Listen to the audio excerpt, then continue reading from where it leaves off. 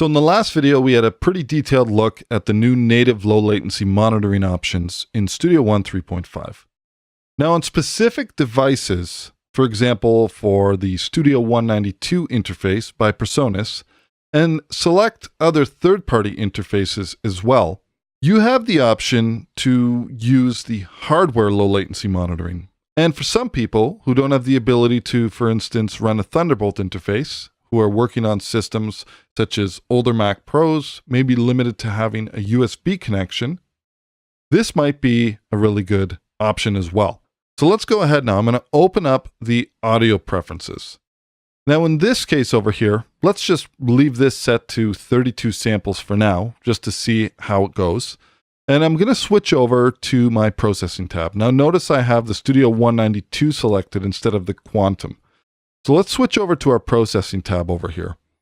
And you can see that I have this check mark over here that says use native low latency monitoring instead of hardware monitoring.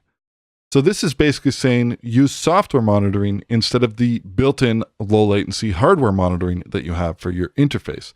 I'm going to go ahead and uncheck this, meaning that if I go ahead and click apply and I go ahead and click OK, now we're actually monitoring through another device or another application. So in this instance, for me, if I open up my Universal Control app over here and I switch to the Studio 192, you can see here that my mic, my voiceover mic, is now coming in on mic 3, which is currently where I have it plugged in.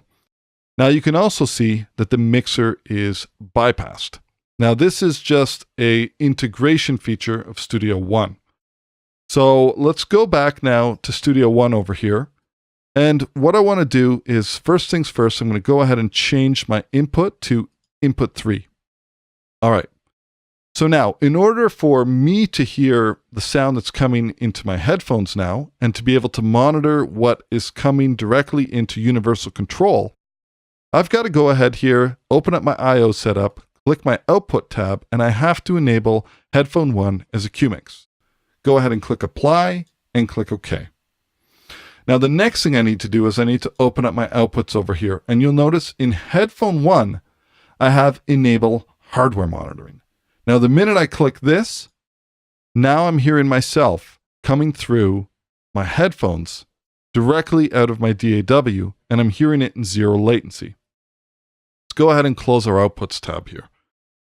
So now, essentially what's happening over here is I'm now bypassing the software monitoring path of Studio One. Now, don't be confused by the fact that I only have my track record enabled.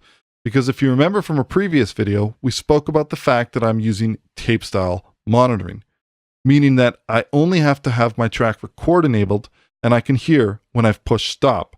But if I was to go ahead and record something right now, I would be hearing that input. So let's go ahead now and let's drop into record mode on this same track over here.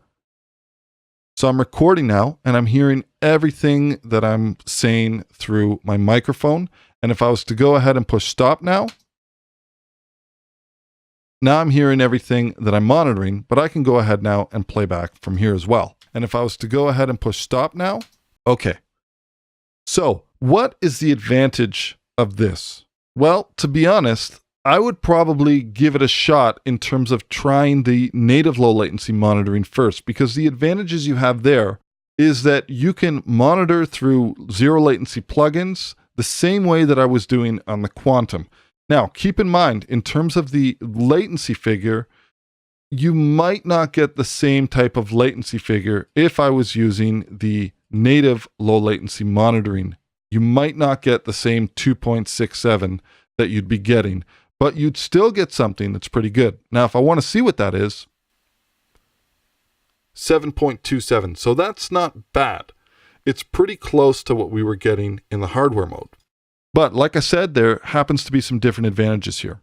So for example, let's take a look at some of those advantages. Well, the first thing I'm going to do is I'm going to remove all of the plugins here.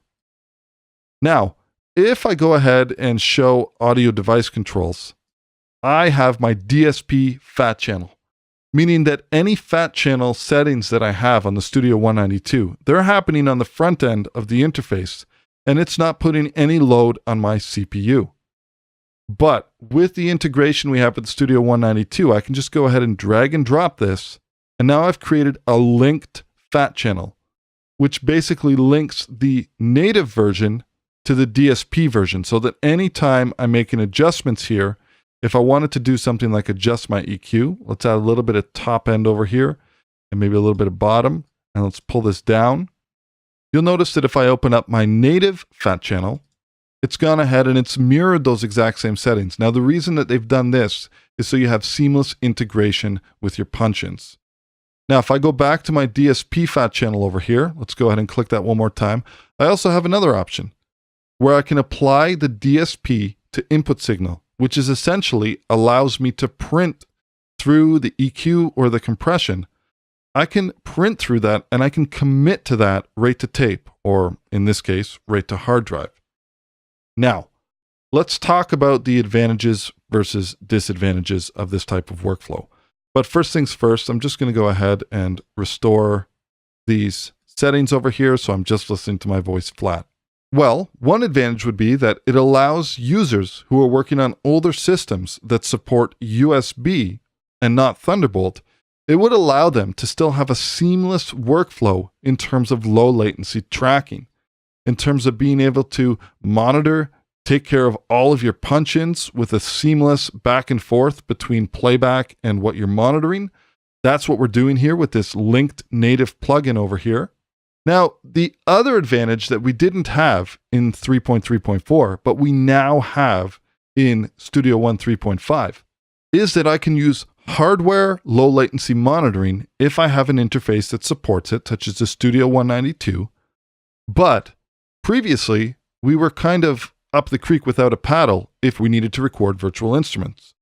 But now in 3.5, this is no longer an issue, because as you can see over here, as long as you have your device block size set low enough, and we'll go back to our processing tab, now all we need to do over here is just raise our dropout protection level, and you can see that we have the ability to engage low latency monitoring for instruments. And this is happening as a software path.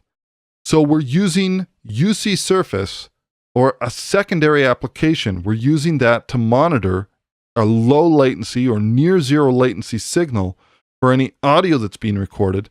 But when it comes time to having to do anything for virtual instruments, I can go ahead and enable the low latency monitoring for instruments. Now, we have to make sure that we have our device dropout protection set to medium or high in order to get this function. But for instance, now that I've set this to medium, or we could even set this to high, let's go back and let's change this to 128. Okay, so I've gone ahead and changed it to 128, and you'll notice here that even at 128, I still have the ability to do low latency monitoring for instrument tracks. Now we're at 12 milliseconds, which is still maybe a little bit high, but I think we could probably easily get away with 64.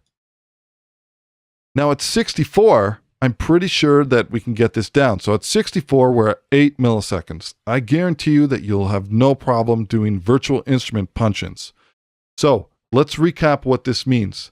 This means that the audio device setting, the device block size that I'm setting, has absolutely no bearing on the latency that I'm hearing, because I'm actually monitoring from universal control and not through Studio One.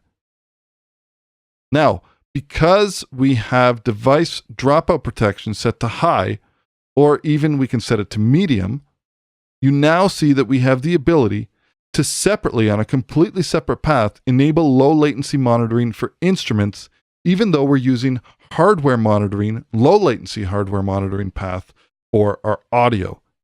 And then keep in mind, anything that's being played back is being played back entirely via software.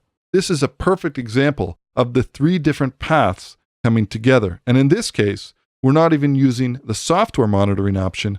We're using an integrated low latency hardware monitoring application, in this particular case, universal control, to monitor my incoming audio signal, but I still have all the benefits of being able to do low latency monitoring for instruments. And that's what we're going to get into in the next video.